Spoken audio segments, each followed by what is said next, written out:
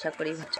তো এখন আমরা সন্ধেবেলায় খাটের মধ্যে বসে বসে মুভি দেখছি।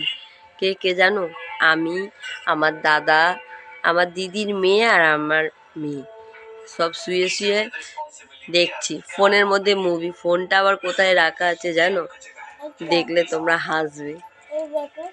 আগে চলো সবার সঙ্গে পরিচয় করিয়ে দিই।